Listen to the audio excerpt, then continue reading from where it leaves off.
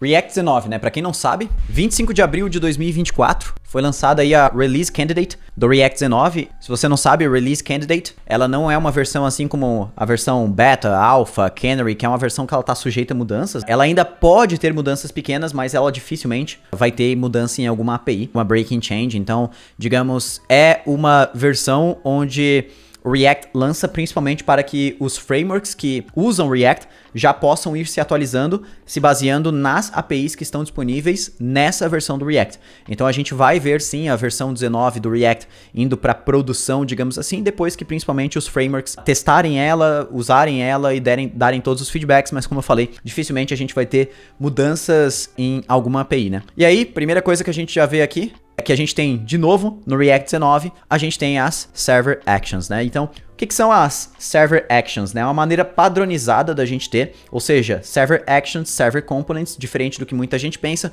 não é algo do Next.js, apesar de ser um dos poucos frameworks que hoje implementa isso muito bem, mas tem um outro framework que eu quero que vocês tentem acertar aí no chat, que está implementando isso de uma maneira excepcional, e eu estou me coçando para começar a utilizar de uma maneira um pouco mais séria. Mas o que Server Actions fazem? Server Actions basicamente permitem com que a gente ouça eventos disparados através de uma ação do usuário, ou seja, um envio de um formulário ou clique de um botão dentro de um servidor embutido ao Next, que não é o nosso back-end. Isso facilita a gente poder fazer algumas coisas, como por exemplo acessar APIs sensíveis, que não acho que seja o caso de uso mais ideal, como a gente estava conversando aqui antes. Não acho que a gente vai fazer, por exemplo, uma query direto para o banco, isso seria extremamente burrice. Mas a gente pode evitar que bastante código vá para o front-end. Por exemplo, toda vez que eu vou fazer uma requisição, um envio de um formulário, por exemplo, que eu preciso fazer validação, preciso chamar a minha API, tudo isso exige código adicional que eu preciso enviar para o bundle do meu front-end. Ou seja, isso precisa ser carregado no meu código client-side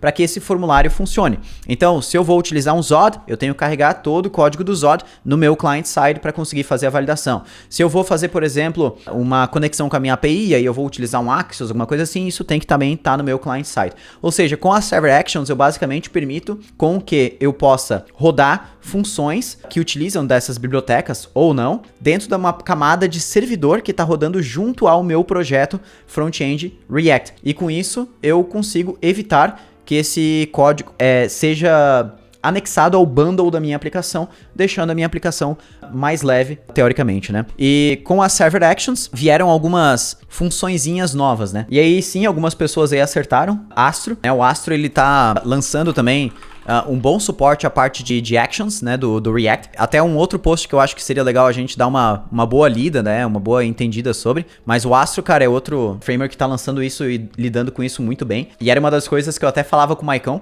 que eu sentia muita falta no Astro, né, que é esse tipo, por ser um framework que ele utiliza de várias bibliotecas de UI, né, você pode usar tanto React, quanto Vue, quanto Angular. Eu acho que ele era um framework que ele estava, apesar de muito à frente em questões de performance, ele estava muito atrás em questão de proximidade com os lançamentos do React, em comparação com o Next da vida, né? Que basicamente eles caminham juntos, né? Voltando, né? Existem algumas APIs novas aí com o lançamento de Server Actions. Uma delas é o Use Transition. O Use Transition, ele é pra gente utilizar para aquelas situações onde a gente tem uma ação do usuário que ela gera algum estado de carregamento dentro da nossa API. E eu tenho certeza que vocês já fizeram isso em algum momento da vida, que é colocar o famoso isLoading, né? Você tá fazendo uma chamada para uma API e você cria lá um estado chamado loading, que quando ele tá true, você coloca um spinner, quando ele tá false, você mostra realmente o conteúdo. E agora, o que a gente pode fazer é simplesmente utilizar o hook useTransition, e aí a gente recebe o isPending, que é um booleano, true ou false, se aquela ação tá em pendente ou não, loading, né, ou não. E o startTransition, que é uma função que a gente vai, basicamente, encapsular a nossa função assíncrona. Então, por exemplo, startTransition, e aí eu passo a minha função.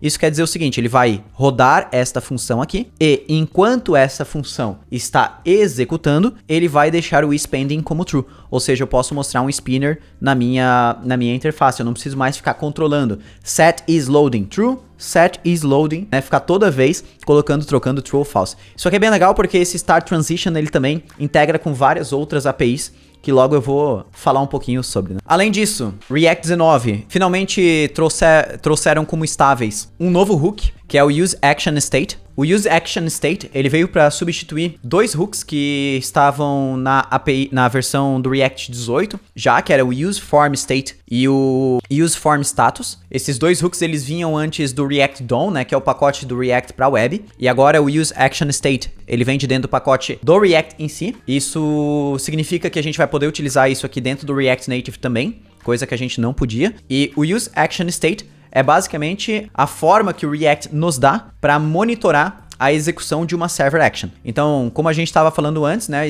o grande highlight desse lançamento do React 19, com certeza, é esse suporte mais forte, né, nas server actions. E as server actions são essas funções que a gente consegue executar numa camada de servidor dentro do React. Isso para otimizar, para evitar que código JavaScript vá para o front-end, que a gente tenha coisas rodando no front-end, aumentando ali o tamanho do bundle da nossa aplicação. Mas, como eu falei, tem casos de uso e nem sempre a gente vai precisar ficar usando isso em todo lugar. Mas a useActionState é basicamente um hook aí que permite a gente monitorar a execução de uma server action. Então, a gente consegue a gente passa para ela uma ação, que é basicamente ela vai lidar com algum envio de um formulário, um clique de um botão, por exemplo, que é esse primeiro parâmetro aqui, e ela devolve pra gente o isPending, que é basicamente um true ou false, enquanto aquilo tá rodando ou não. O useActionState, isso aqui é importante a gente entender, né?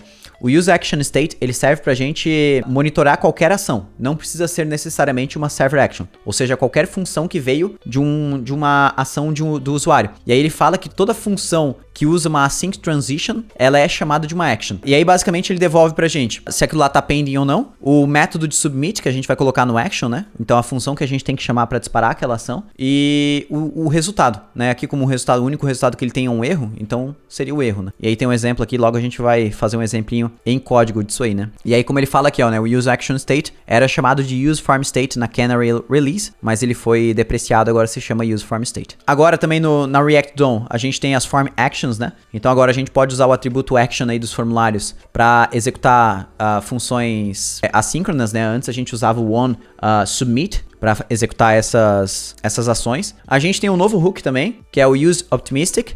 Esse hook, ele basicamente permite a gente criar de uma maneira mais simples UI otimista. O que é UI otimista, né? Imagina que você tem, por exemplo, um post, né, numa rede social, e esse post ele tem vários comentários. E aí você vai lá nos comentários, digita um comentário e dá enter. E aí o que acontece se a tua internet estiver lenta, na sua opinião, né? O que deveria acontecer? O que você vai ver que acontece na maioria das redes sociais é o comentário para ti, ele mostra instantaneamente que deu certo, mesmo que a tua internet ainda esteja processando por baixo dos panos aquela operação. Então a interface otimista é isso. Você mostra que deu sucesso mesmo antes de realmente dar sucesso. Por isso que é otimista, né? Então, esse hook ele facilita isso bastante. A gente vai entender como é que funciona ele no código daqui a pouquinho, né? E aí, React 19 também trouxe um novo hook. Não é nem um novo hook, é uma nova API, né? Que se chama Use. O que é use? Use é basicamente uma função que eu posso utilizar para consumir tanto promises quanto contextos dentro dos componentes React. Então aqui, como a gente bem pode ver, ó, ele importa use de dentro de React, e aí eu tenho um componente aqui de comentários, e aí eu passo para dentro desse use uma promise. Aqui poderia ser qualquer coisa, uma função assíncrona, qualquer promise, né? Ou seja, qualquer coisa que demora para executar. E aqui embaixo eu já posso sair utilizando direto aqueles comentários.